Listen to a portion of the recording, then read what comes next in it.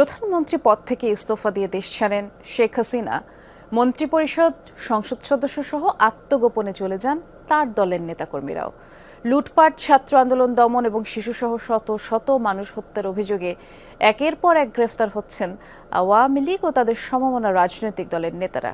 এর মধ্যে সোমবার বরগুনার ধীরেন্দ্রনাথ শম্ভু, নরসিংদী সিরাজুল ইসলাম আর সিলেটের ইয়াহিয়া সহ বেশ কয়েকজনই গ্রেফতার হয়েছেন, যাদেরকে গ্রেফতার করেছেন আইন শৃঙ্খলা বাহিনী। স্যান্ডেলিনা সো, রূপচর্চায় আভিজাত্য। ধীরেন্দ্র দেবনাথ শম্ভু বরগুনা 1 আসনের সাবেক সংসদ সদস্য। 5 আগস্টের পর থেকেই তিনি পলাতক ছিলেন। সোমবার রাতে রাজধানীর উত্তর এলাকা থেকে গ্রেপ্তার করে পুলিশ।